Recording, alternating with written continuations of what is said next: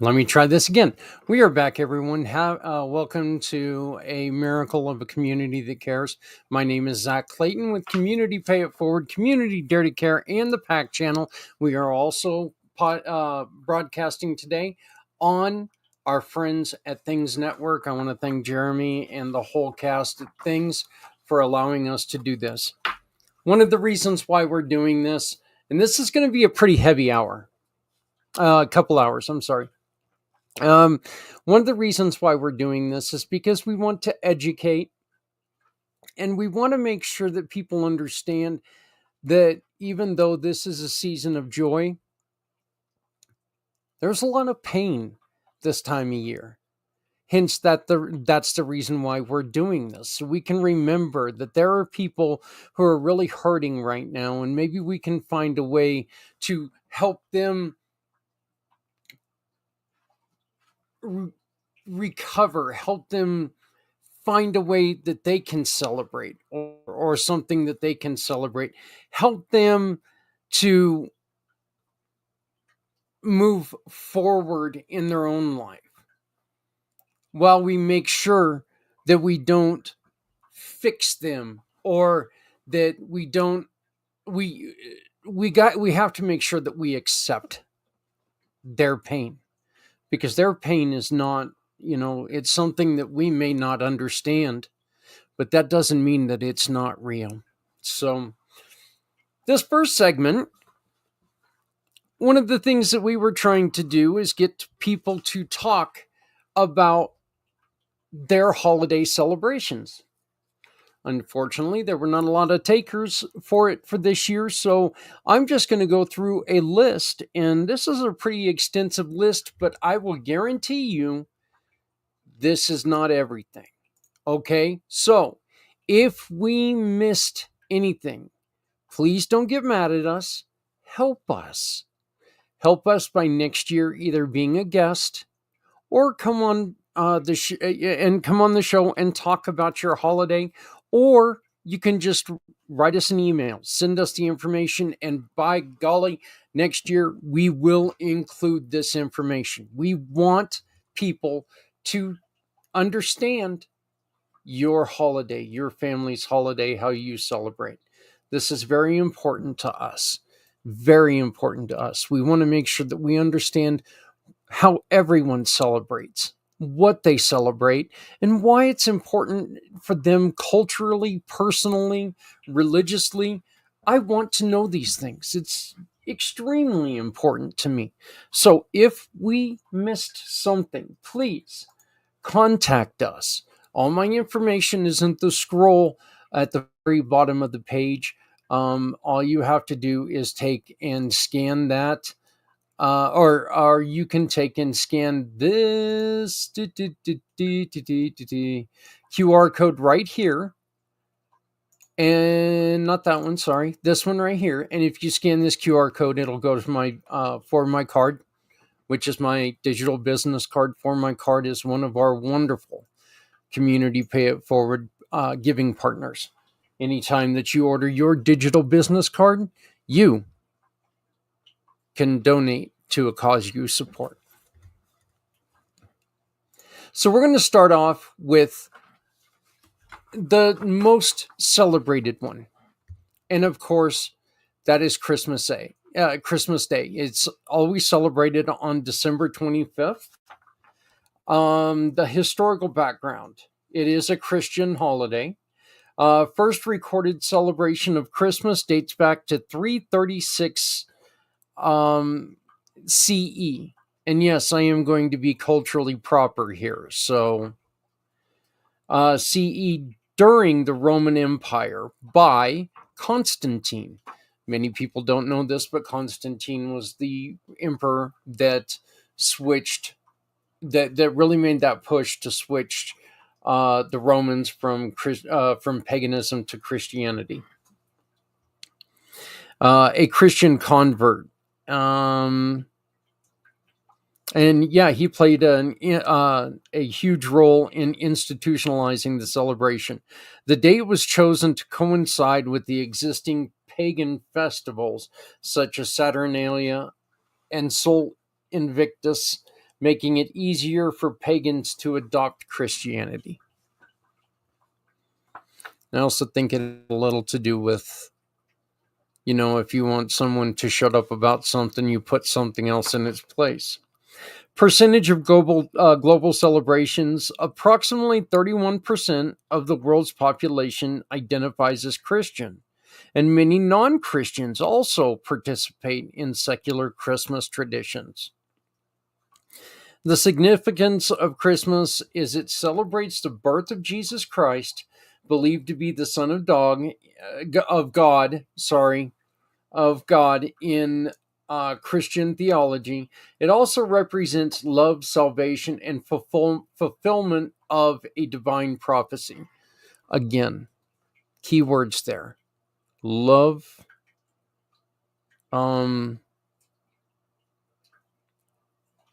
fulfillment, and if you want, salvation as well. I would also, the most important aspects for Christians, attending church services is a huge part of Christmas. Reflecting on the birth of Christ is central. And for secular observers, family gatherings and the spirit of giving takes precedence. So I know my personal family, when we were younger, yes, we went to church. We didn't do it every year, but my parents, being very Christian, they did like to make sure that, the old saying, put Christ in Christmas. This was something important to them. This is the way that we were raised. So I know that there is a huge percentage of the world that just celebrates, hey, this is a day to get new stuff. I'm not going to bash you. I mean, this here proves that this may not be your thing. This is 8 pages, folks. 8 pages. Hanukkah is our next celebration. And something I didn't know until today. The dates vary on Hanukkah. It's not a set thing. I thought it was a set thing. I didn't know. This year, it starts December 25th through Thursday, January 2nd. So this year, Hanukkah actually falls during this program, which to me is just awesome. It's great. It kind of shows what we were trying to do. The historical background. Hanukkah is also known as the Festival of Lights, commemorates the Maccabean Revolt, 167 to 160 BCE, and the rededication of the Second Temple in Jerusalem. The miracle of the oil, and our friend Esther was talking about this. The miracle of the oil that burned for 8 days, despite only enough for one, is central to the celebration. A percentage of the global celebrations is about 2% of the world identifies as Jewish, with Hanukkah being widely celebrated within the Jewish community. The significance, and this is the important part, represents the triumph of faith, perseverance, and the divine intervention that ensured the survival of the Jewish traditions. The most important aspects: lighting of the menorah, which is the piece of the celebration, symbolizing the miracle of the oil and enduring spirit of Judaism. So this now, again, this explains to me why there are 8 candles, because there was enough oil for 1 day of burning, yet it burned for 8 days. So see, again, these are things I didn't know. I had no idea about. And that's why this drive, the miracle, is so important to me, because I love to be educated on stuff like this. The one thing that I do think is a little astonishing here is we went from 31% celebrate Christmas to 2%.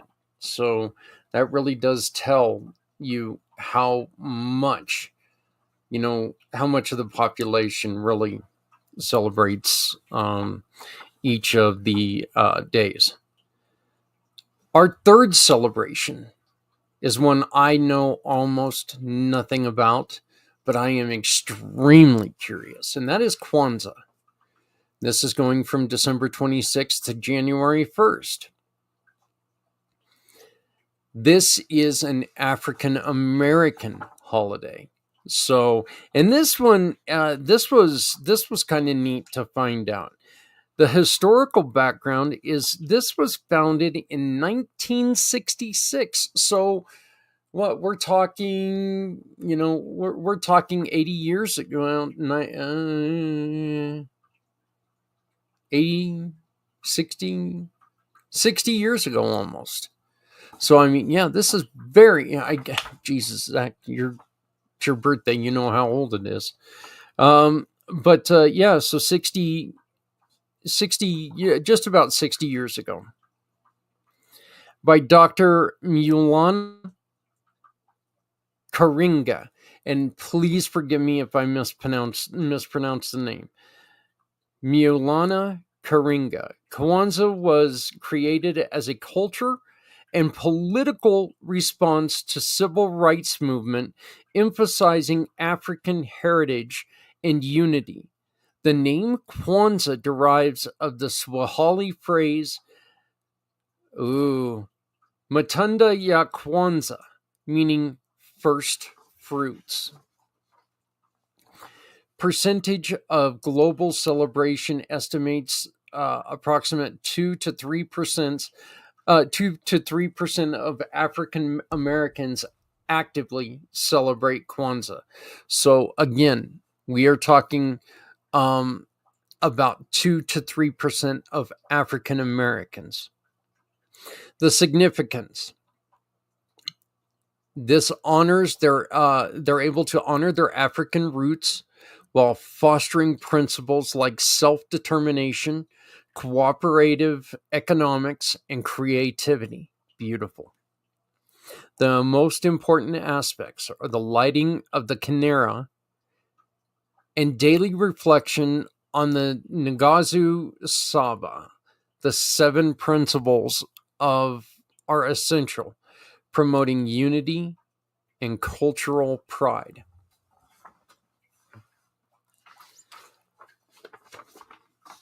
Again, something I know very, very little about, but it is really neat seeing that they are, that is there for them and for their culture. I cannot wait to learn more about this. If you are Jewish and would like to join us next year, please hook back up with me so we can have you on to talk about this next year. If you celebrate Kwanzaa, I would love to talk to you. I would love to learn more. If you celebrate Yule, which happens December 21st through January 1st. Yule is a pagan or a neo-pagan Germanic or Norse roots. So this is one of those that was celebrated by the Norse or the Vikings and the barbarian Germanic tribes. Yule predates Christianity and was observed by ancient German and Norse peoples to honor the winter solstice. The festival marked by the return of the longer days and the rebirth of the sun. Traditions such as the Yule log and feasting have influenced the modern Christmas practices. Percentage of global celebrants. While the exact numbers are hard to determine, Yule is celebrated by many Wiccans, neo-pagans, and followers of reconstructed Germanic religions. Significance symbolizes the cycle of life, death, and rebirth, connecting people to natural rhythms. The most important aspects are burning the Yule log and celebrating the solstice are key rituals, representing light to overcome darkness. The one thing about this, and this is something that I've studied quite, it interests me. It really, really interests me, and I've always found this so very fascinating.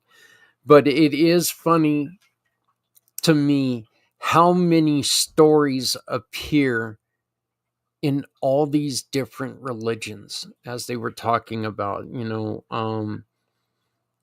We as families have taken away the feasting and the remembering and stuff like that from Yule.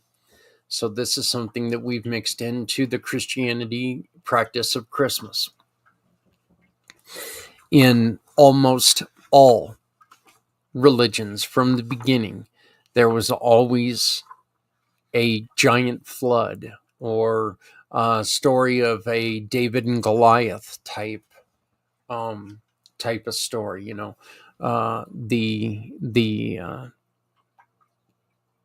The trials of individuals, the trials of Thor. There's just so many similarities in a lot of things. So just do please remember that, what, because somebody doesn't celebrate like you, this is a chance to get to know them instead of forcing them to, we're not the way it was back in the early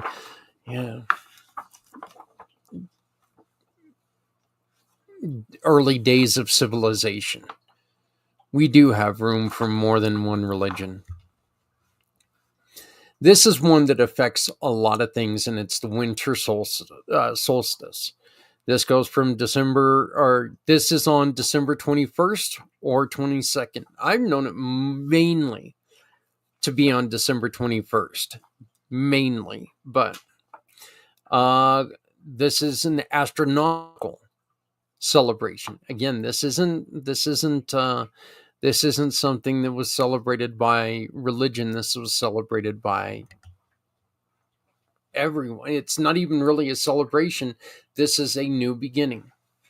Like solstice, or the solstice has been observed by civilizations for millennia, with structures like Stonehenge, Newgrange, aligning to mark this event. Ancient Romans celebrated with Saturnalia, which we will be talking about, and Native American cultures also held solstice ceremonies. This is observed globally through specific ceremonies, and now, though these specific ceremonies are now less common, I really hope that actually stops and that comes back a little bit. The significance marks the shortest day of the year in the Northern Hemisphere and return of longer days, symbolizing renewal and hope. The most important aspects are recognizing the transition in nature and celebrating new beginnings through feasts, storytelling, and rituals. So this is a beginning. That was just the first 5. When we come back after this wonderful little program that was brought to you by one of our newest community pay it forward partners, I will continue this. But this is a holiday meditation. So if you want to take some time and find yourself a nice quiet spot to get a load off your mind, maybe you're getting ready to cook and you're going to be stressed out. Let's take some time. Let's relax. Let's breathe through, and let's make sure that you're taking care of yourself in this very, very stressful time. So again, please enjoy the holiday meditation with Carole Hodges. Well, eventually, I guess.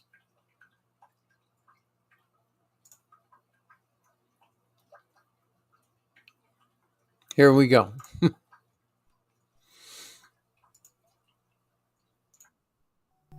As we begin, take a deep breath and relax. If you are in a car, either pull over and stop, or turn off the CD until you can get to a place where you can sit comfortably for at least 20 minutes with your eyes closed. Now take a deep breath and relax your stomach as you exhale. Continue to breathe, and on your next exhale, sink deeply into your chair. Close your eyes and release any tightness in your face and jaw. Allow your shoulders to soften. Release any tension, letting it drop away. Enjoy this time of quiet and peace. With your next breath, feel yourself floating up into the clouds. You drift away, leaving any concerns behind. Drifting and floating, you look down below and see an open meadow, a large field of grass open to the sky. In the middle, you see an immense fir tree. It is a holiday tree, sitting alone, awaiting your visit. Breathe in the scent of evergreens. Take in the clean, fresh air. Let it fill your lungs as each breath relaxes you deeper and deeper. Now, begin to gather the people around you who will participate in this special ceremony of release and renewal. In a few minutes, you will invite groups of people to your special tree. This is an opportunity to release energetic ties with each of them. You will feel more at peace. Each person you release is free to grow and evolve more fully. Later, you can either allow some people to fall away from you completely, or you can renew the energy between you. Release opens you to seeing people with freshness and openness, strengthening supportive relationships. As you call people to mind, you will speak to each of them. Those that join the tree will find a place in the branches, like ornaments. Bring people to mind as we begin.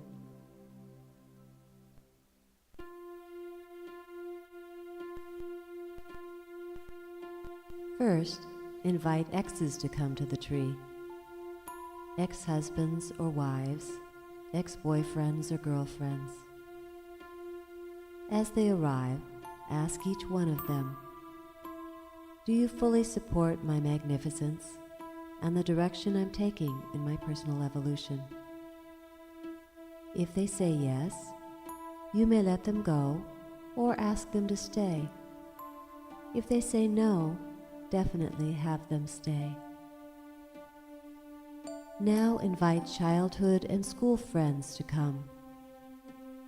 Bring them gently into the branches and ask, "Do you support my magnificence and the direction I'm taking in my personal evolution?" If they say yes, you may choose to have them stay or allow them to leave. If they say no, then absolutely have them stay. Remember, you can reconnect with anyone easily just by thinking of them. Continue to breathe deeply. Invite your friends to come. As they float into the branches, ask, "Do you fully support my magnificence and the direction of my personal evolution?" If yes, you may ask them to stay or allow them to go. But if they say no, absolutely have them stay. Now, remember work associates. Invite co-workers and employees. Ask each of them, do you fully support my magnificence and the direction of my personal evolution? If they say yes, you choose whether they stay. If they say no, absolutely have them stay. Invite your clients, people you serve. If you are a teacher, invite your students. See them join the branches and ask, do you support my magnificence and the direction of my personal evolution? If yes, they may stay. If they say no, definitely have them stay. Invite bosses or anyone who has ever acted like a boss. Ask each of them, do you support my magnificence and the direction of my personal evolution? If yes, choose whether they stay. If no, absolutely have them stay. Invite your teachers and those who have taught you in any way. Ask them, do you support my magnificence and my personal evolution? If they say no, definitely have them stay. Take another deep breath. Invite extended family, cousins, aunts, uncles, and their families. Ask each of them, do you fully support my magnificence and the direction I'm taking in my personal evolution? If they say yes, they may stay. If they say no, definitely have them stay. Invite your siblings, brothers, sisters, anyone who has acted like a brother or sister. Do you fully support my magnificence and my personal evolution? If yes, decide whether they will stay. If no, positively have them stay, knowing that you can reconnect whenever you want. Invite children. Your children, even if they are grown. Children you know. They may be special to you in some way. Ask them, do you completely support my magnificence and the direction of my personal evolution? If they say yes, then you decide whether or not they will stay. If no, absolutely have them stay. Invite grandparents and anyone who has acted like a grandparent. Whether they are alive or have passed, they are here now. Ask them the question. Let them take a place in the tree. Now your parents and anyone who has acted like a parent. See them. Ask, do you fully support my magnificence and the direction I'm taking in my personal evolution. If they say no, absolutely have them stay. Invite your partner, your husband, your wife, your intimate partner.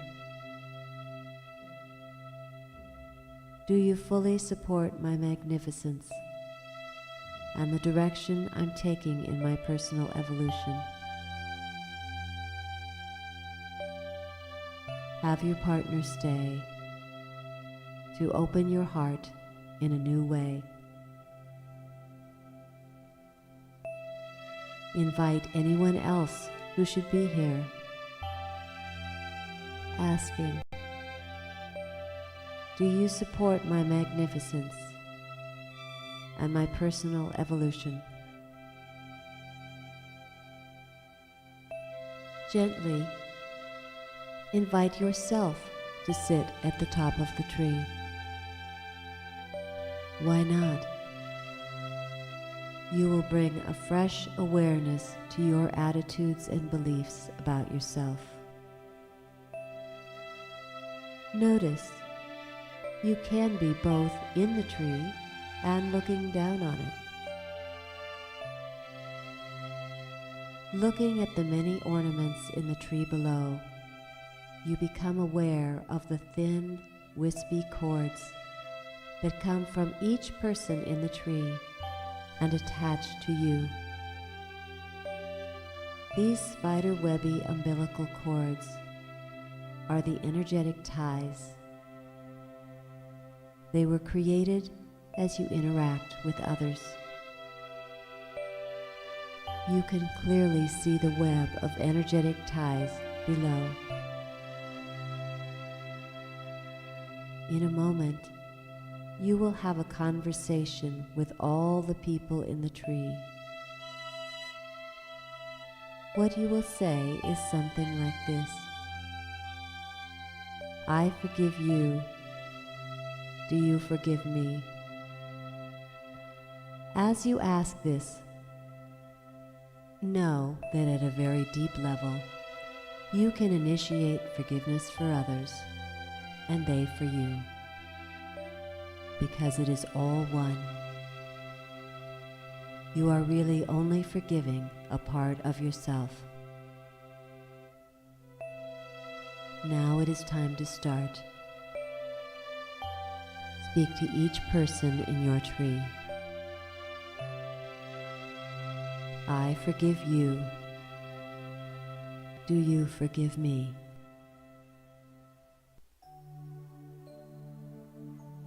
Notice that forgiveness can begin to flow,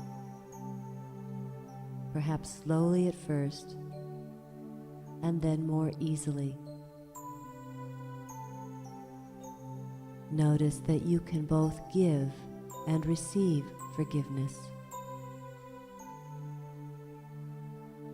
Understand that you are only forgiving a part of yourself.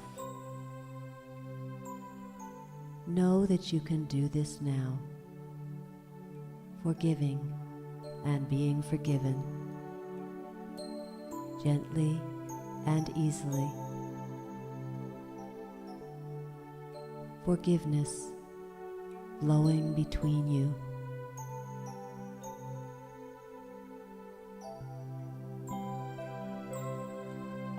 Now begin to see a ball of light glowing above your head.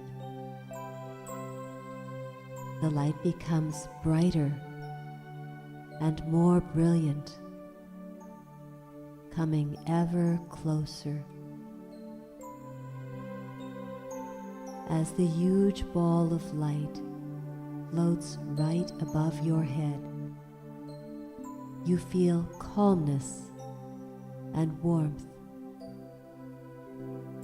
Your crown chakra opens to receive.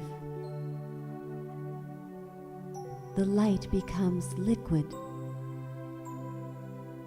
flowing in a constant stream to every part of your body.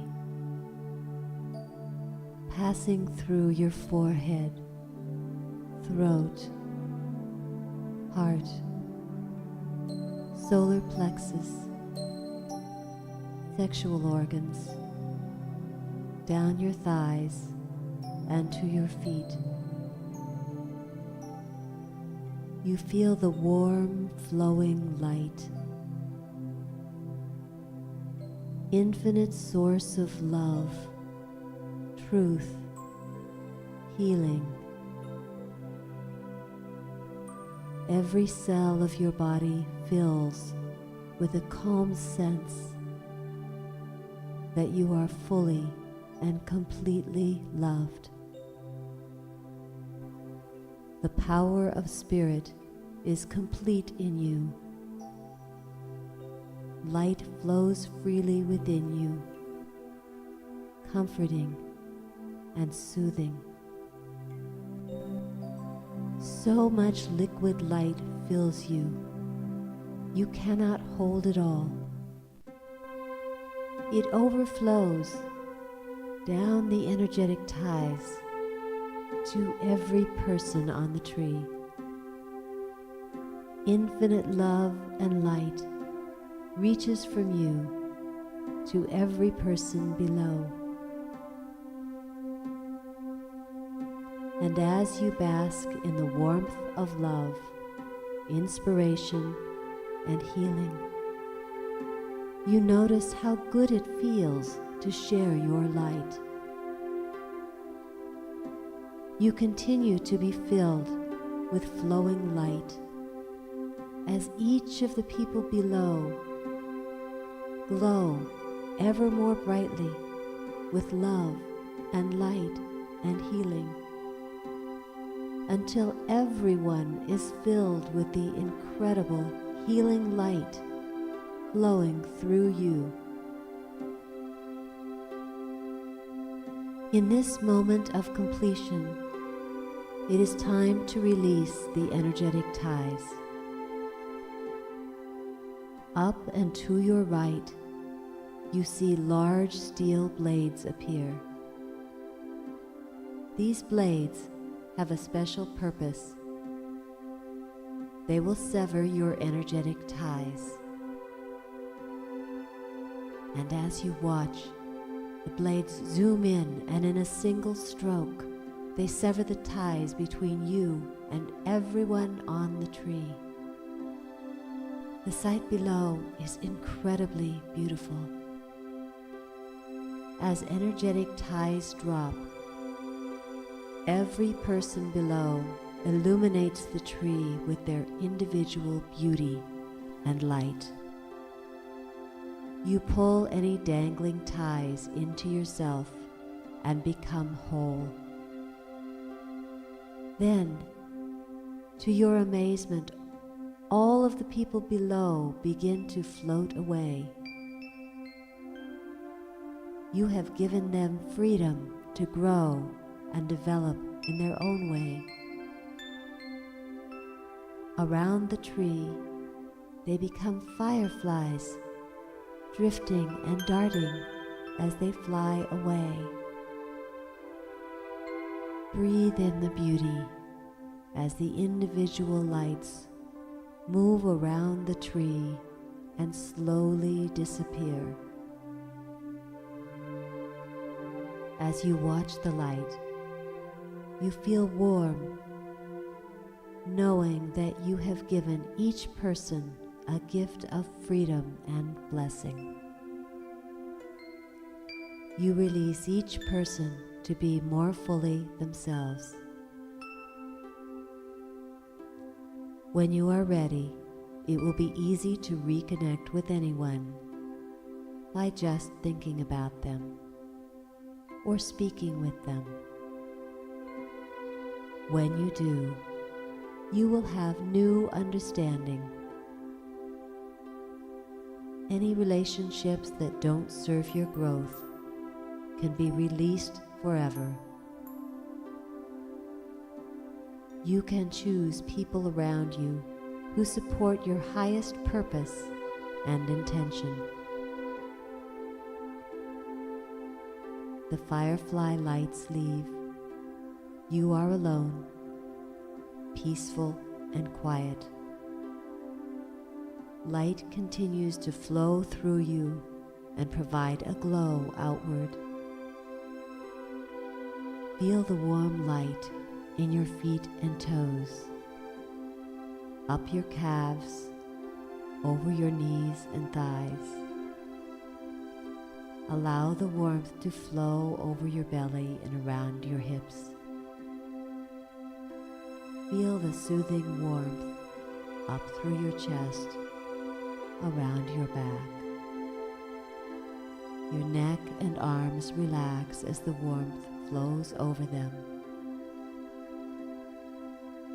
completing the warm glow up your face, relaxing your mouth and eyes. The flow circles in your head as you relax completely. Magically, light flows from your head to your toes, filling you with wholeness, healing, and love. You reverberate with changing color, shimmering and flowing. You are open to wonder, connected to all that has changed within you. As you breathe, you feel the light pulse through you, energizing every cell. This warmth and light is yours to keep now in the holiday season and throughout the year. When you are ready, float back to present time, knowing you can celebrate the holidays with a new sense of freedom and clarity. You may find that you attract more supportive people in your life. You continue to grow and evolve in the fullness of spirit. Namaste.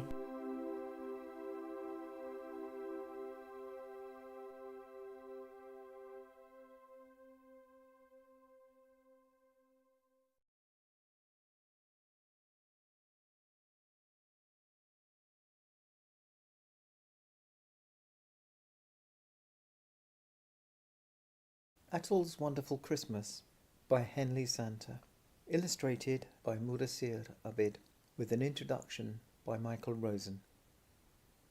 As far back as Atol could remember, he'd always wanted a dog. He asked his mum every year and she always said, "We'll see." At last Mum said, "Santa will bring you a dog this Christmas."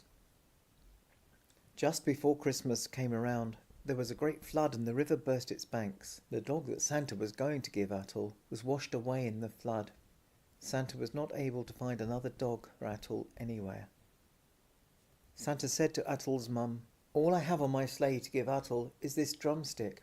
I will load it with Christmas magic and we will see what happens. I must give him a present because he is such a good and kind boy.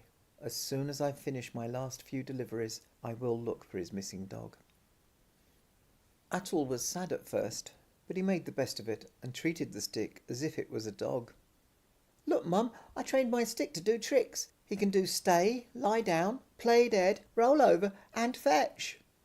Mum laughed and called, "Atol, take your stick and play outside." Atol tied a bit of string round his stick and took it for a walk. Across the river he met the village baker. She was surrounded by black smoke, coughing and crying. "What's wrong?" "The river flooded and all my kindling is wet. I can't light my fire to bake my bread." "I have my stick. It is dry and will burn well. You can break it up to start your fire." Atol waited with the baker as she broke the stick and lit her fire. She started to bake the bread. She was very grateful and gave Atol some flat bread called roti, all spread with butter. And Atol thought, "What a strange Christmas. I wanted a dog, but I got a stick that turned into some bread." Atol walked along. He heard a baby crying. The baby sounded very upset. he saw the village potter holding her baby, rocking him back and forth. Atul said, "What's wrong with the baby?" "Oh, my baby is really hungry, but the baker isn't baking because of the flood, so we have no fresh bread for him." Atul said, "I have this fresh warm bread. You can have it for the baby." The potter gave some of the roti to the baby, and the baby stopped crying at last and fell asleep. "Oh, thank you," said the grateful potter. "Here, Atul, have one of my big wash pots." Atul said thank you and walked on. He thought, what a strange Christmas. I wanted a dog, but I got a stick that turned into some bread that turned into a pot. Just then Atul heard someone shouting. He crossed back over the river and saw the village laundryman shouting and kicking a broken washpot. Atul said, "What's wrong?" The laundryman said, "I left my washpot near the river last night. The flood has smashed it on the rocks and broken it. I can't do the laundry." Atul said, "I have this big washpot. You can have it." The laundryman said that would be marvellous and thanked Atul. Then he said, "Atul, I have this coat that nobody has collected. You must have it." He gave Atul a warm coat.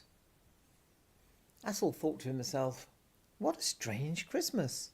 I wanted a dog, but I got a stick that turned into some bread that turned into a pot that turned into a coat.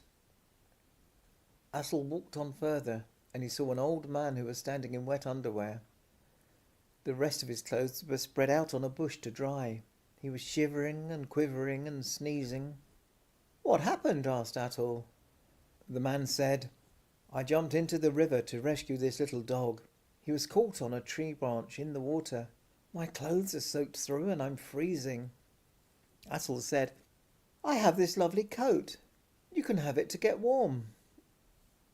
The man wrapped the coat around himself and gradually warmed up and stopped shivering. The man said, "Thank you, Atul. Will you take this dog I rescued and give him a good home?" Atul said, "Yes, please. I always wanted a dog." Atul went straight home with his dog, ready to surprise Mum. He thought to himself, what a strange and wonderful Christmas.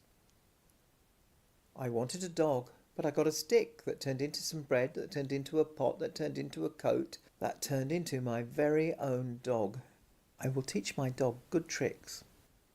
The end.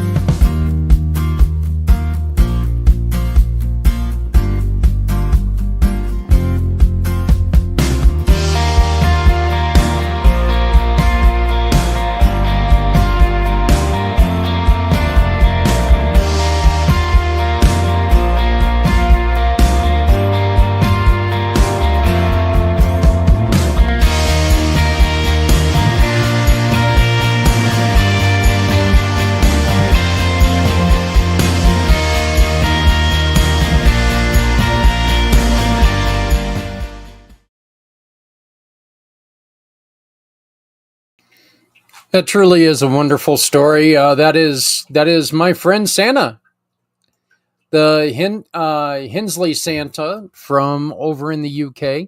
Just one of the gentlemen who is helping us out with this. You know, Santa took a break from his world travels to read a couple stories for us. So you're going to hear one more story while Santa is over Hensley. In the UK, he stopped to record a couple with me. So you're going to hear those. And then you're going to hear from another Santa that is right here when he was right here in the US. And he stopped and took and recorded a couple stories for us. We're going to be playing those a little bit later on. So kids, I really hope that you can take and tell mom and dad that you want to watch and as Santa Claus reads his stories, and then And then remember, here in a couple hours, we're going to replay Maggie van Galen as she reads The Banana Tree, which was her book, her first book, right here. And the author of this book, which is the first in the series of The Adventures of Kino and Ernest, was the first thing that we got to do on the first hour of the event. We are now entering into hour number 4. So I welcome you to a community. A miracle of a community that cares. If you would like to learn more about what we're doing this year, leading up to next year, because this will happen again next year, and we would love to have you on board. Please scan this QR code and you can see what's going on. If you'd like to participate, we would love to have you. No better time to get prepared than starting right now as we continue to go on, to move on through this show and to educate and bring people together. We left off with the winter solstice last hour, learning a little bit about what is going on in the world and what people are celebrating and what it's about. We talked about Christmas. We talked about Hanukkah, Kwanzaa, Yule, and the winter solstice. Next up, we have Bodhi Day, which was celebrated on December 8th. This is a Buddhist religion, Bodhi Day. The historical background, this day commemorates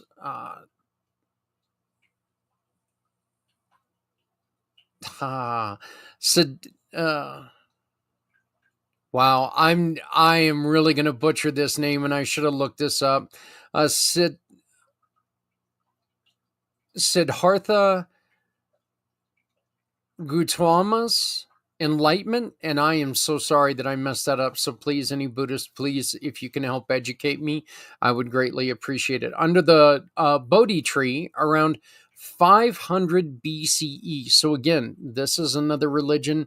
Or this has been another thing that has been happening since even before Christmas.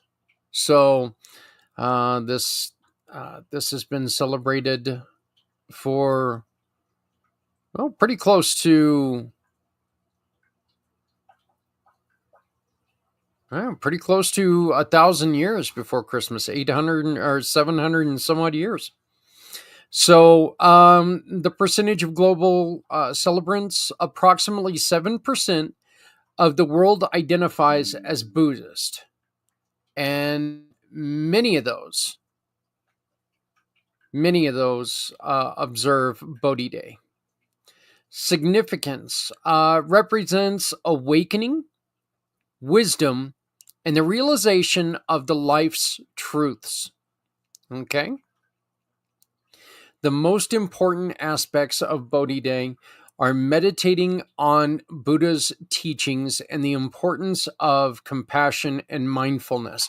So this actually, and believe it or not, I did not plan this out. I had no idea that was what this was about. I didn't really have time to take and look over my information before that happened. But you can go back for the last 25 minutes and watch Carole's meditation, and maybe that'll help you. I don't know if you're like me, but I am terrible at non-meditated or non-guided meditation. I have to have somebody walking me through meditation. And then if it gets to where you have to do chants or any of that stuff, or any self, I consider it like self-idolization. I'm no good at that. I just, look, I can relax and not talk about me. I don't want to talk about me. I want to relax my mind. And when I talk about me, I get a little frustrated. Even here now, I'm feeling, ugh. So maybe next year On Bodhi Day, which again, just so where'd it go? On the 7th of December, 8th of December. I'm sorry about that. Maybe you can take and get with us, and we can get you that recorded message from Carole. But don't wait until then. Make sure you go back and listen to that, because it is relaxing and it will help you get through some of the last minute things that you have to get done. December 6th is St. Nicholas Day, and this is a European Christian holiday. St. Nicholas was the 4th century bishop in Myra, modern-day Turkey, known for his generosity and miracles. His legend inspired the modern-day Santa Claus traditions. I remember watching something on the Discovery Channel the other day where they were talking about there was a family who couldn't eat, and he threw money through their window, and that brought up the whole chimney thing to where he, that's what inspired that, him coming through the home and dropping money through a window. So, but yeah, many of his stories about generosity and some of the great things that he did for the people in his community, that he's the reason why we've got Saint Nick, ergo the gentleman who just told our story a minute ago. Percentage of global celebrants. This is celebrated primarily in Europe, especially in countries like Germany, the Netherlands, and Hungary. Significance. Honors the spirit of giving and kindness embodied by St. Nicholas. Again, if you have like HBO Max, or you have Discovery on demand, go back to Expedition, whatever, Josh Gates show. It's Discovery Channel, so everything's the Josh Gates show. But he did a wonderful job on explaining Santa Claus and Saint Nick. So go back and watch that. Do yourself that favor, because it helps to understand why. Okay. And I think it's also something that's really good if you're one of these people who believes that we're kind of losing the religious aspect. It really does kind of tie in the way that we give. Look, I understand what you're saying about that. I'm never going to be one that's going to throw more religion at anything. It's just me. But I really think that if you understand that this is based off somebody who was sainted, you understand that this is part of the celebration of everything. So, but the most important aspects are the art of giving, often small tokens or treats reflecting on the saint's charitable legacy. Thank you, Mr. St. Nicholas, for being a good guy. I just realized this too. This is one, I think this is where the celebration of those poinsettias, Las Posadas is our next one. Number 8, Las Posadas, December 16th through the 24th. This is Hispanic Christians. The historical background originating in 16th century Mexico. Las Posadas reenacts Mary and Joseph's journey to Bethlehem. The tradition was introduced by Spanish missionaries. Percentage of global celebrants. predominantly observed in Mexico and Latin America, with growing popularity in the U.S. Hispanic communities. So that is great, because we're finally finding one that's growing. So this is one that more people are finding, that are learning more about. And that's really what, again, that's what we want to do. We want to know why somebody celebrates the way they do. We don't want to discount the way that they learn things. So Las Posadas is growing in the world, and especially here in the US. The significance is it reinforces the themes of hospitality, faith, and perseverance. Again, no room at the inn. You can sleep out in a little shed outside in the manger. Most important aspect, the nightly processions and reenactments are vital, emphasizing in community and devotion. And this one is going to embarrass the hell out of me for one reason. My son arrived here on Friday with his very beautiful Japanese girlfriend, Maka. He grew up in Japan, well, obviously. And so I'm going to try to say this word and really embarrass myself in their eyes. I'm glad that they are upstairs, because they're not used to, real time zones. I mean, it's already tomorrow. They're in Japan, so they're really confused right now. Amasoka is the best guess I've got. It's called Amasoka, and it is celebrated on December 31st. The cultural origin is Japan.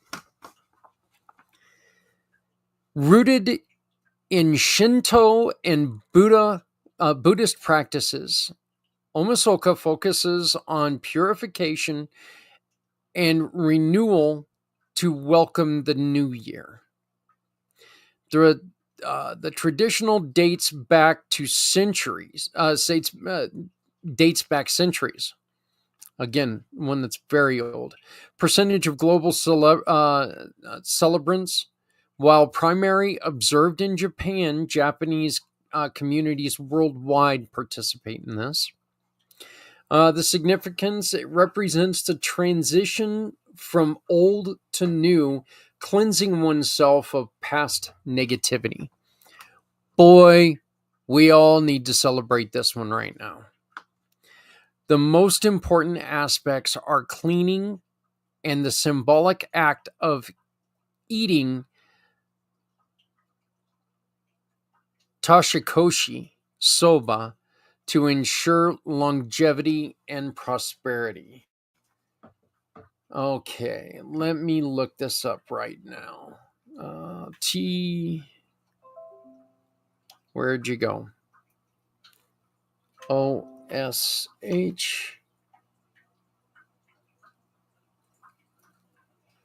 Not TT. TOSHIK.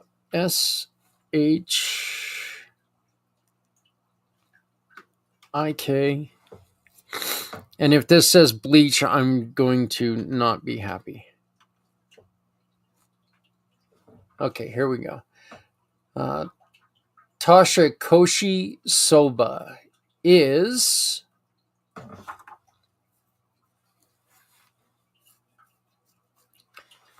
sorry about the slowness of the computer. It's a crossover. Okay, it's a noodle soup.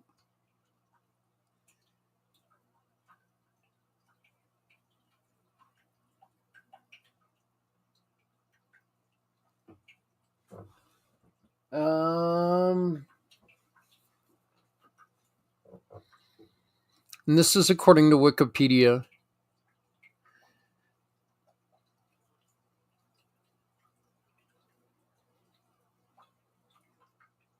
Let's see here. I'm trying to find all of the recipes.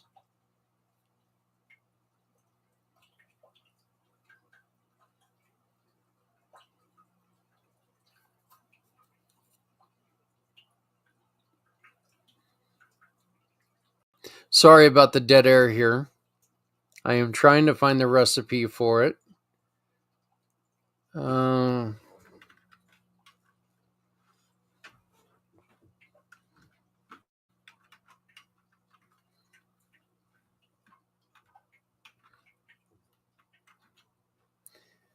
look at that right there. Okay, the recipe for Toshikoshi soba. Yep, I already don't like it. It is Japanese, and it does concern fish, so I already don't like it.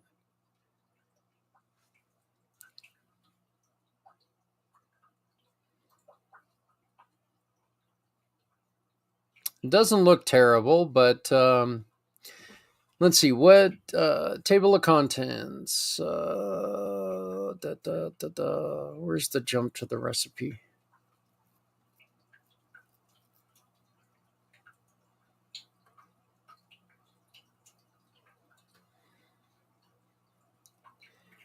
Easy Japanese cooking. I don't think there's such a thing as easy Japanese cooking. I know every once in a while I make a few dishes that are very complex. Dried soba noodles, which are buckwheat noodles, water. Kombu, which is dried kelp. Katsuobushi,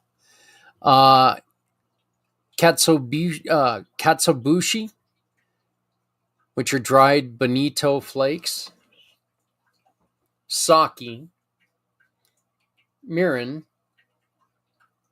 Light colored soy sauce, kosher salt, dried seaweed, kamboko, which is a fish cake. Oh God, that just bleh. Green onion or scallions, and sashimi togarashi, which is Japanese 7 spice. So there you go. That is the eating of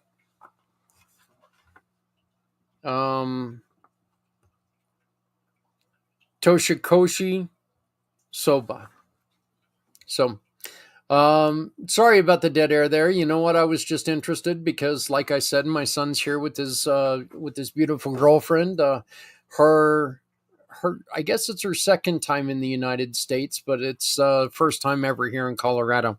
So she's just a wonderful person so far. You know, she struggles a little bit with her language, but she knows Japanese, which means she's a hell of a lot smarter than we are. I don't think you understand how many different dialects there are in the Japanese speech. I know my son went to college for it, and he's still got certain dialects that he has no idea what they're saying. So, and I don't know. We have accents. They have dialects. So, you know, our next is Festivus. This is a secular or one that's pop culture. Okay, December 23rd. So guess what? As I am recording, it is Festivus. The historical background is this was first introduced in 1997. Episode of Seinfeld. Go figure. Festivus humorously critiques the commercialization of holidays. Interesting. So I'm already kind of over Festivus. Percentage of global observers celebrated by fans of Seinfeld and as a quirky alternative tradition. Significance challenges traditional holiday norms, focusing on simplicity and humor. The most important aspect, the airing of grievances and light-hearted commercial spirit. Or communal spirit. Sounds like one hell of a day today. So, I got to go to the store later on, so I'm looking forward to everybody who's celebrating Festivus. Boxing Day. This is one that I watch a lot of Canadian television because I watch a lot of hockey. So I hear quite a bit about Boxing Day, but I have no idea what it is. So this is great.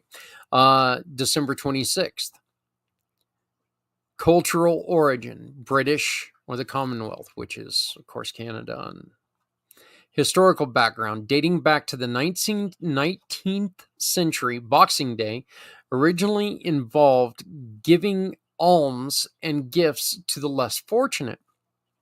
I already love Boxing Day. A percentage of global celebrants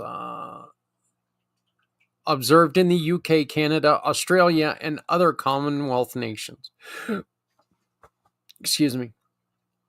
Significance is highlights generosity and leisure after Christmas.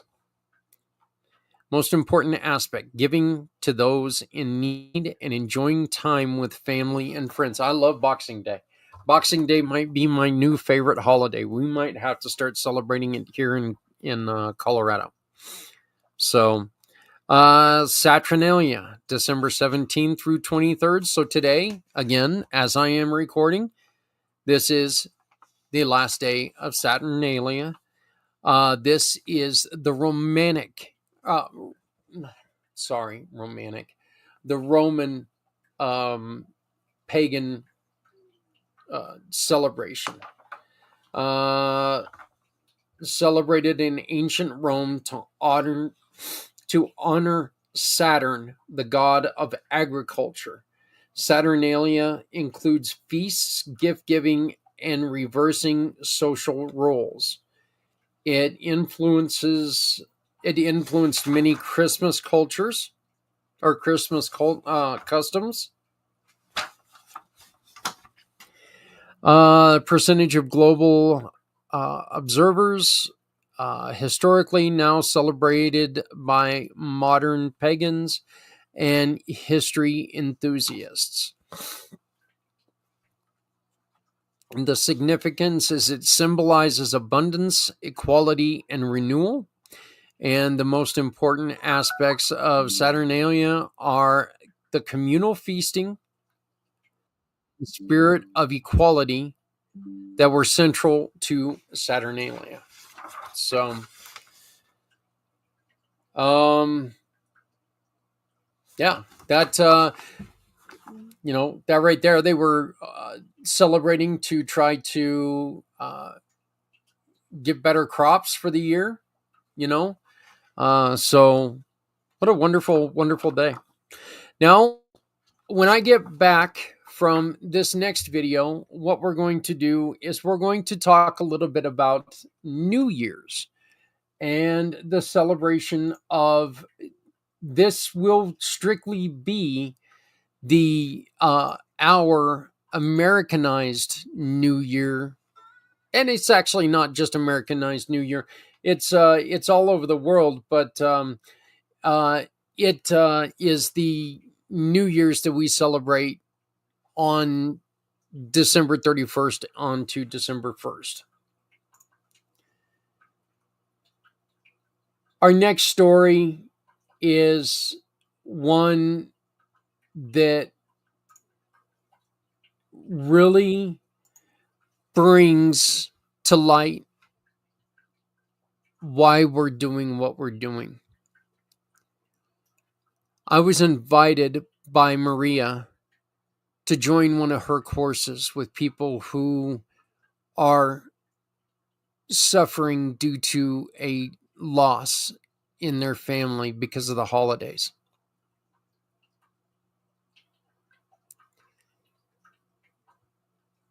And it hurt to watch all of these great people in this much pain.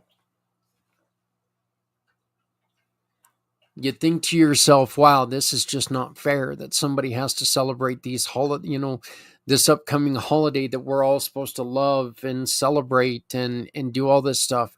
we're supposed to, we're expecting them to just take and celebrate with us. And,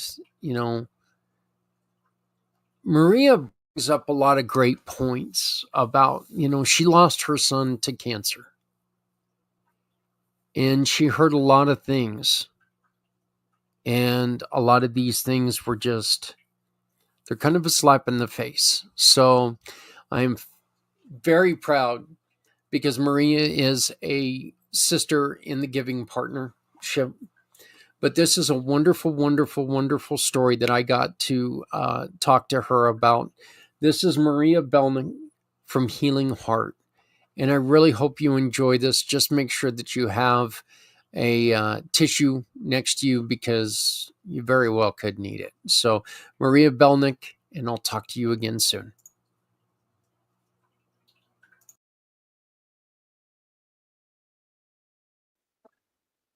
One of the reasons why we're doing this program here today, A Miracle of a Community That Cares, is because this is a very hard month for some people. My next guest knows how hard these seasons can be for people. She experienced this firsthand. She experienced a lot of tragedy in a little amount of time. And I'm not trying to laugh at that like I'm downplaying it. It's just, it's amazing her story, how strong she had to be to stand up and continue. Maria from Healing Heart, how are you doing? Oh, thank you so much, Zach. It's always an honor to be on your show and to talk, of course, about my favorite topic. Yeah. It might not be your favorite topic, but I was at one of your courses just a couple weeks ago. And it was one of the things that Maria, I do the 22-hour podcast where we talk a lot about the suicide and the loss of our heroes. And there are times I've told everybody that in that show, I go from where I am laughing so hard I'm falling off my seat to where I just want to crawl underneath my desk and not come out again. And we were hearing stories and we were listening to some of your guests as they were talking about the recent loss of a loved one and having to go through this year without them. And I wanted to just come on. I couldn't stay for the whole thing. And I just came on and wanted to express my gratitude to him. And I felt like I had a frog the size of Chicago in my throat. It was mind blowing how wonderful you put that together and how much you were helping those ladies. Can you tell people about your story and what led to this wonderful program that you've put together? Oh, thank you so much, Zach. And as you said, when we're in the muck, when my son had passed away many years ago, and you're in the muck, you don't see what's possible. You basically are in this heartache or whatever challenges that we're facing, and we feel that this is going to be our life forever. And we never see a way out of it. And what I found was that the more people gave these platitudes, oh, there's a reason, there's this, there's that, the more I think I wanted to shout out loud for everyone to either, I swear here, to either F off or to shut up, because basically it was more disrespectful. And what I was discovering is that the more people gave these platitudes, the more disrespected I felt. And the more disrespected I felt, the more internal I became. And I think a lot of people go through that where we internalize about our self-identity, our self-worth, and we become almost a shell of ourselves. I mean, that's what I had come. And it was only when I kind of figured out, because of my grief, that it wasn't going anywhere. that it was going to stay with me. Yeah. And that was when it almost felt like this burden had been lifted off my shoulders. It's not to say that life became any easier or anything like that. It's just this freedom that you get saying, I don't have to hide anymore from my feelings, from what I'm thinking. And if the people around me don't get it, it's not my problem anymore. It's theirs, right? Because we're all dealing with challenges that we have in life. And one of the questions that you're really talking about is when people come up to you and they've got the attitude of, oh, are you still on this? Or, when are you going to get over this? And it's just an insensitive question. I'm pretty sure that people don't come up to you very often. I'm going to say very often because we know that there are certain people out there who just have no boundaries, and they don't mean it as in an insult to you. It's just kind of one of those things that, you blurt out and you're like going, wow, I really could have handled that differently. But it's one of those questions that is asked of you that you're like, wow, you're a jerk. How could you ask me that? Because you're talking about the loss of a loved one. There is, as you said, there's no getting over that. I know one of my very best friends in the world, John Vogels. He talks about how after the loss of his son, Bladen, at 3 years old, Bladen would be 12 now. And John talks about it as, I still wake up every morning with the worst case of heartburn I've ever had. My heart still hurts every day. You're never going to get over it. Mhm. And that's exactly why I called it healing heart, because our hearts, I mean, they're not broken in the sense of, because our hearts do not look like the heart shapes that we Yeah. constantly draw or what. So they're not in actual fact broken. We feel broken. And in healing our heart isn't about getting over anything. It's not getting over the death of someone, and it's not forgetting anyone. It's remembering with love and acknowledging the sorrow and the pain that we feel and turning that into sometimes a purpose. And I know people like to use the word meaning, but meaning doesn't mean there's a meaning behind it of, oh, there's a meaning of why this happened. There's a meaning of, it's not. It's about finding meaning within your own self of how to make those memories and the life that they impacted. How do we make that mean something to us without forgetting that they existed? Because I think a lot of times what I always say in grief, and this is what the world doesn't understand, is that when they're telling you to move on, get over it, as a griever, it feels like, I can never forget. Why are you asking me to forget? So there's that struggle. And yet we forget that they existed, or the other people kind of don't. As a griever, we never forget. And so it's carrying them with us, because as long as we live, they're here with us. And as you said, as your friend, when he shares his son's name, that's what we're supposed to do. I mean, I share my son Stefan, his journey, his life, because he was here, he was present. Mm-hmm. And that's what we need to do. And that's what over the holidays, this pain sometimes intensifies. We see the empty chair, we see that empty place setting. We remember who was supposed to be here and isn't. And it's not about how many years have passed, whether it's recent, whether it's 10 years, 20 years, 30 years down the line. They're always remembered. And I've lost people in my life where I remember, my grandfather I lost when I was 15 years old. And I still, every time that the holidays come around, I still remember spending holidays with him, the holidays I did get to spend with him or with my grandmother and stuff like that. And that's where my losses are at. And I'm old enough to where, yeah, I've learned how to, those losses no longer crush me every year.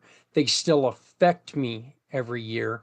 I find more motivation in them now than I did before. It's like I remember how, Mom and Grandpa did this. I think I want to try to do that and carry on that legacy. But that's something that comes with a lot of time. That's something that comes with a lot of personal growth and personal. I don't know if this is the correct way to say this. Please correct me if I'm wrong, but personal acceptance of the situation, not acceptance that they're gone. It's hard to accept that they're gone, but acceptance of your situation. And everyone's going to be different. And that's the thing about grief. Everything's unique. And at any time, you can feel differently. And that's why sometimes I think there's no one, well, there isn't one size fits all. And to put on that expectation and the pressure that someone is supposed to do it one way, or because of the holidays, well, yeah, it's the holidays. So you're supposed to be celebrating. You're supposed to put that smile on. You're supposed to be cheery. No, there are days, I mean, maybe some years you want to go out and put the decorations on. Some years you just look at it and you're going, nah, I don't have the energy. I just want a simple flower. Or maybe I'm just going to have a candle this year. And I think we need to give ourselves that permission, that acknowledgement to say, you know what? This year I don't feel like celebrating. This year I don't want to do things. And it's okay if I don't. It's okay if I want to go out and be around people and be cheery, and to say, you know what, this year I just want to have things simple. I want to have it quiet because I just want to be not surrounded with people who are partying. So again, I think people have to go with what feels right for them. Maria, how do we talk to the people who are going through this, and how do we tell them, how do you convince them this is your life that you're going through? Okay, if you need to, how do we convince them it's okay to pull back a little bit but not pull back completely? Well, one, there's no convincing, Eh, right? We can't convince anyone. uh, I think, or I believe, is really about just saying, you know, whatever you want to do is okay. Like if you want to be around people, that's okay. If you don't want to be around people, that's okay too. Or do a combination of both. I think a lot of times that expectation either comes from our past or sometimes from what we see on media, like the social media or the movies, where we all think that it's going to be this magical time, and all of a sudden within that time frame, everything just becomes magical and cheery. And then what happens afterwards? And so it's really about acknowledging people and saying, it's okay of whatever it is that you choose, and leave it at that. I mean, one of the things is, even if you're inviting someone to your house and say, look, come on over, see how you feel. Because one of the other flip side is that sometimes someone will come over, be around you, and they're having a great time. They're laughing, they're this and that, and someone else will just totally get it that they don't have a malicious intent. Someone in their lack of decorum or whatever will kind of sometimes say to people, oh, wow, aren't you so much better now? You're over it.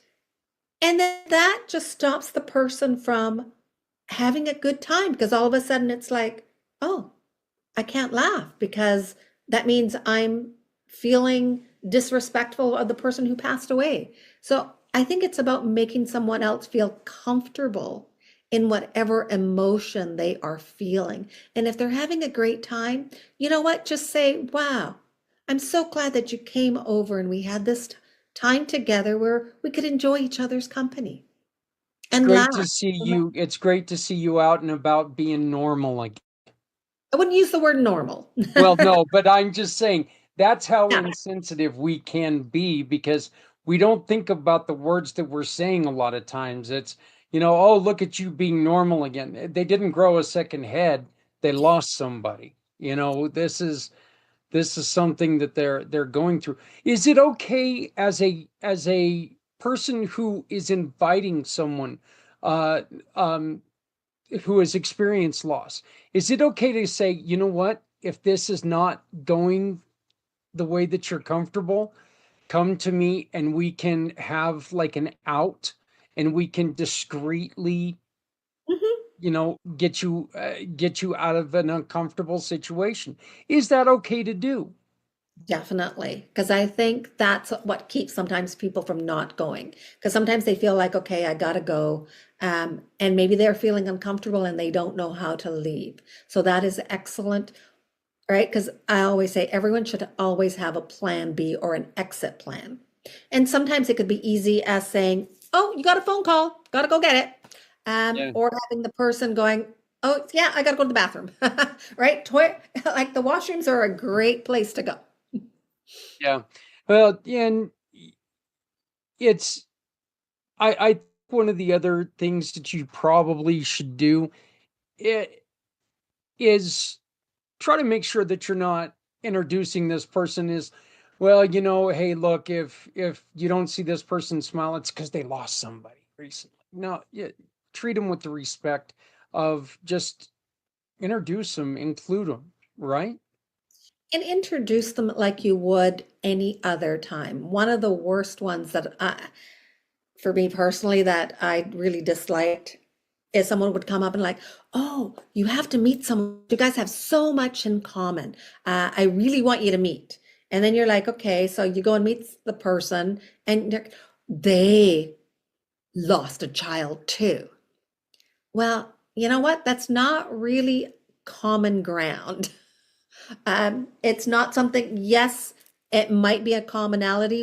I mean, I'm sure we could ask anyone, say if you're having a party, anyone at the table, if they experienced loss, I'm sure everyone at some point in their life has experienced loss.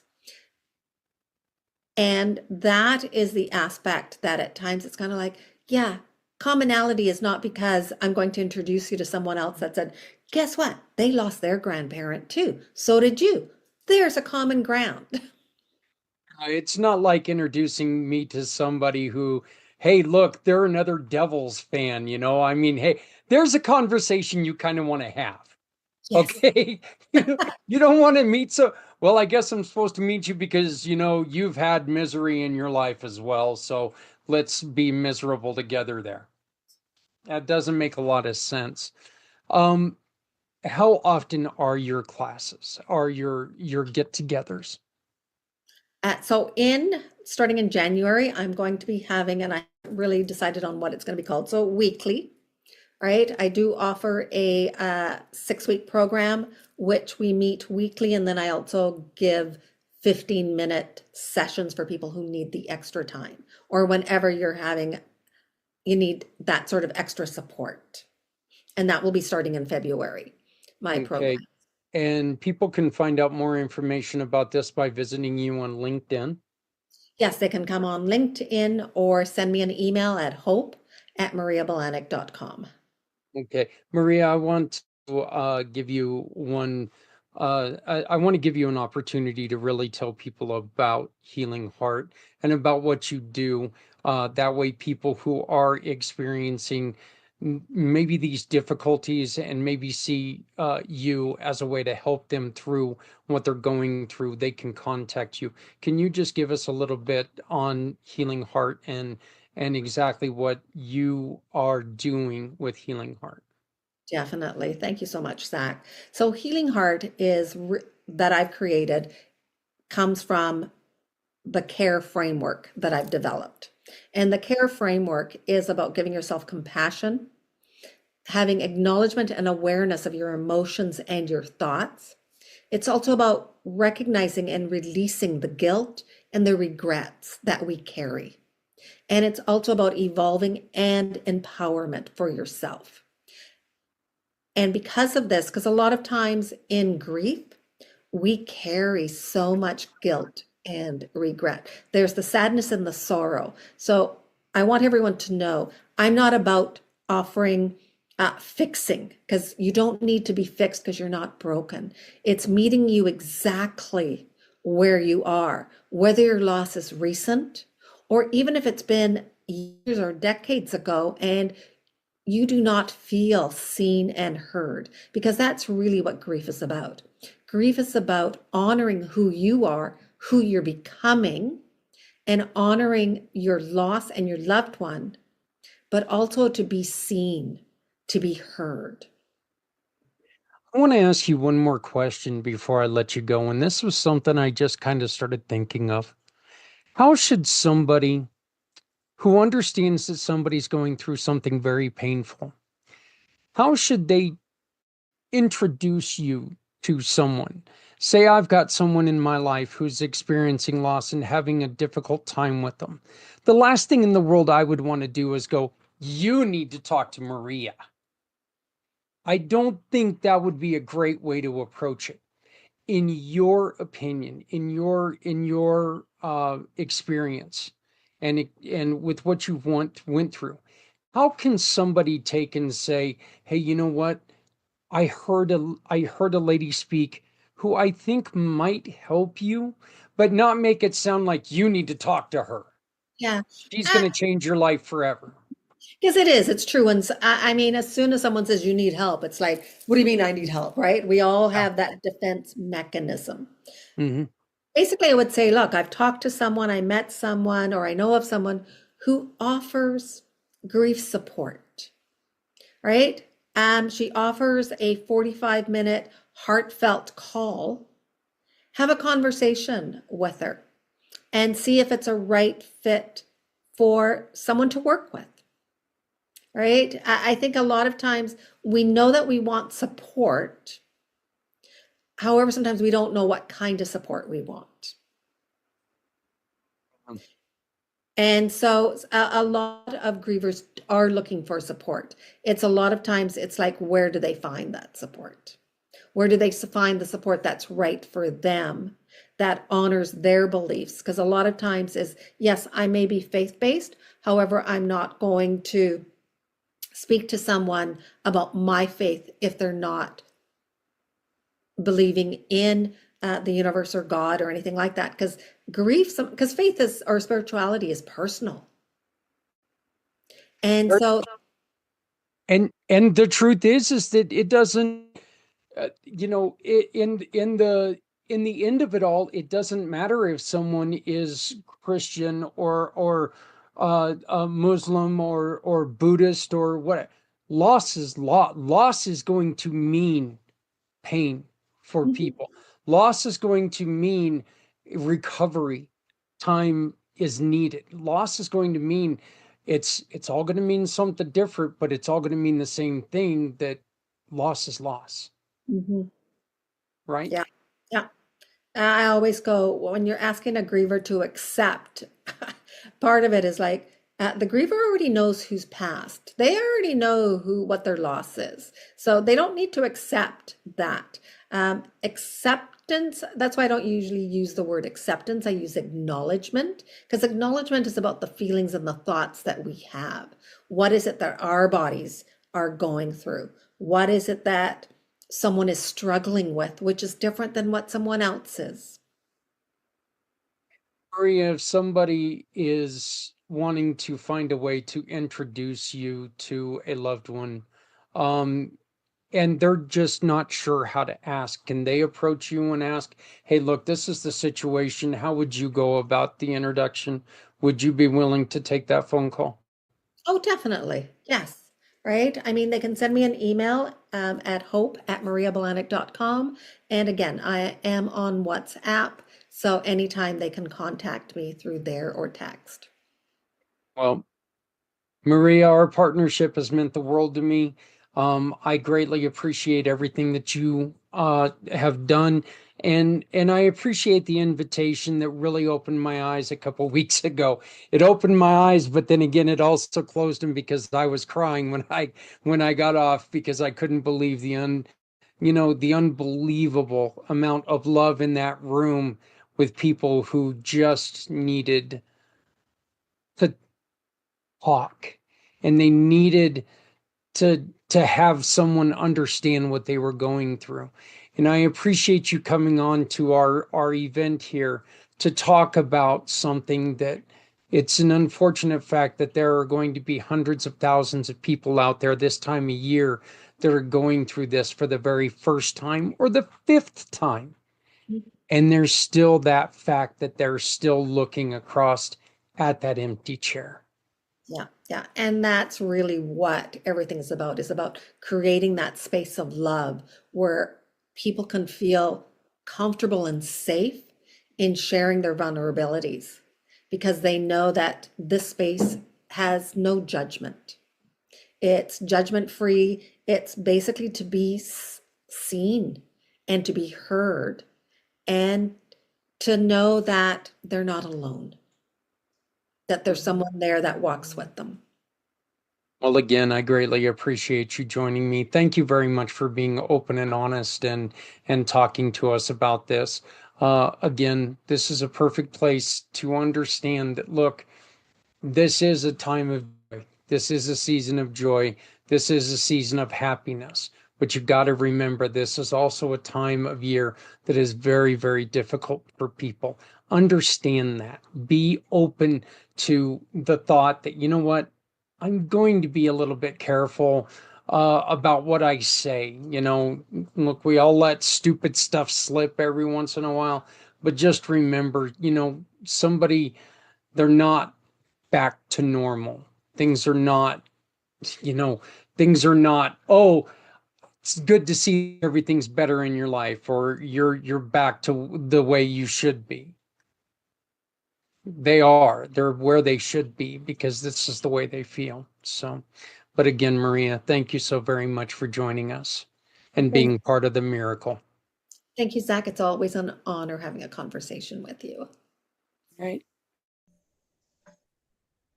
I am very honored to be sitting here with a brand new friend. I've met her at a couple networking events, and she's starting a networking event for everyone out there. That they're going to be releasing the information here pretty soon. It looks like Community Pay It Forward is going to be a huge part of that. But she is here to wish everyone participate in a miracle of the community that cares. So, Holly, I'm leaving it up to you. Oh, thank you, Zach. Yeah, the holiday season used to bring me a lot more joy than it does now. I will tell you that. I still love it, but I miss my kids and grandkids. I don't get to see them as much during the holidays because I moved away from them, but that was my choice. But I do love this season, and I do wish you a happy season. One of the reasons why happy we're holidays, doing this Merry program Christmas, here today, Happy New Year, and just think that this can be the brightest time of your life if you make it that. Search for somebody to serve if that's what you need. If you need somebody to serve you, just ask for that and somebody will show up when needed. So happy Christmas. I hope you have a great new year. Holiday, or Holly, sorry. Holly Holiday. There we go. Holly, would you like to just send a special message to your kids and grandkids? Sure. Yeah. Okay. Shelby, Cheyenne, Zach, Amy, Taylor, Samantha, Alexis. I love you all and your significant others. And then my grandkids. I miss my little Rowan. That would be, I think, going on 18, but he passed away. But we've got Del Rey, Blakey, Henry, Lexi, Channing, and Camden, and Zach, and Melody, Maisie-Ann. And then I have Eva and one I don't know. I don't know if I'll ever get to meet her, but I love her just the same. And hopefully that situation will turn around. But I love you guys. Merry Christmas. Well, I'll tell you, your kids did you quite the favor by, giving them easy names to remember. At least the Zach one did, that's for sure. So well, I heard Zach in there twice. So pretty popular name right now. So, yeah. But anyway, Holly, you're working. Tell everybody what you're doing and how people can get a hold of you, please. So I work at Gateway Canyons Resort and Spa. My direct line is 970-931-2702. if you need a group. However, we are closed for the holidays, so we don't do holiday celebrations here until after April 1st. I do weddings and social gatherings, but if you just would like to celebrate an elopement, something like that as well, I'll help you put that together. But I'm also, like Zak said, putting together a community called People for People, and that is nationwide. And it is about bringing communities together, the supply chain, when you have disasters, knowing where you need to go and how to take care of things. That's I love it. And so if you're looking to get married in a beautiful part in Colorado, the area she's in is just gorgeous, mountainy, just beautiful. So if you're looking to get married in colorful Colorado, what's the phone number one more time? 970-931-2702. Holly, thank you so very much to you and your husband. I wish you a Merry Christmas. To all of your family. I hope that you all get to see this. Your mom can tell you. I'll let her know exactly when this is going to show. You can pop on and see your mom's message to you. So, well, Holly, thank you so very much. Thanks, Zak. Have a great day. You too.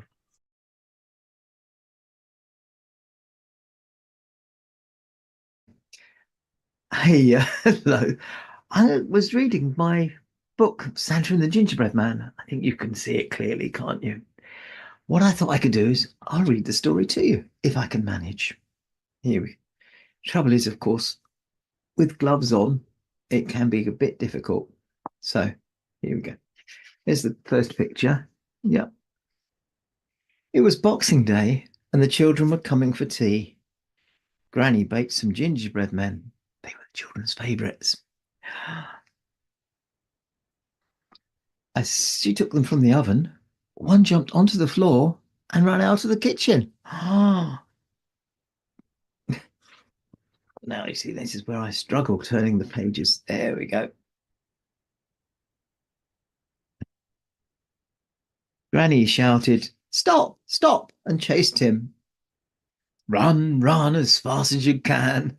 You can't catch me. I'm the gingerbread man." Granny couldn't catch him. And the gingerbread man ran past a cow, and the cow shouted, "Stop, stop," and chased him. The gingerbread man called, "Run, run as fast as you can. You can't catch me. I'm the gingerbread man." The cow couldn't catch him. The gingerbread man ran past a horse. The horse shouted, "Stop, stop," and chased him. The gingerbread man called, do you know what he called? He called, "Run, run as fast as you can. You can't catch me. I'm the gingerbread man." The horse couldn't catch him. Oop, turned over a lot of pages here. Actually, I think the one was wrong there. There he is. The gingerbread man ran past a dog. The dog shouted, "Stop, stop," and chased him. The gingerbread man called, "Run, run as fast as you can. You can't catch me. I'm the gingerbread man." The dog couldn't catch him. Now, there's where I got out of order. There we are. The gingerbread man ran past a fox. The fox shouted, "Stop, stop," and chased him. The gingerbread man called out, "Run, run as fast as you can. You can't catch me. I'm the gingerbread man." And the fox couldn't catch him. Uh-oh. The gingerbread man reached the riverbank and had to stop. The fox said, "Nowhere left to run. That's rather unfortunate." The fox licked his lips. The gingerbread man was very worried. He was right to be worried, wasn't he? Just then, Santa landed in his sleigh. "We're on our way home. Jump up, little gingerbread man, and come with us. I won't let anyone eat you." Santa took the gingerbread man home to the North Pole. Can you see him there? Can you see him there with his friends, the elves? There we go. The elves loved the gingerbread man, and they made gingerbread man badges. From that time on, Granny baked no more gingerbread men. She made gingerbread trees instead. After all, they never run away. And that's the book. That's the story of Santa and the Gingerbread Man. I hope you liked it. I do, I must admit. That's perhaps my favourite book that I've written.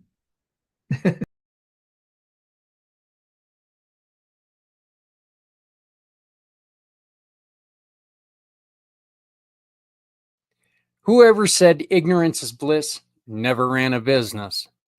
Did you know the vast majority of businesses don't make their products accessible to people with disabilities? And did you know that the collective buying power of people with disabilities is over $2 trillion? And if you're a business owner, you need to know how to make your business accessible so you're not leaving this money on the table.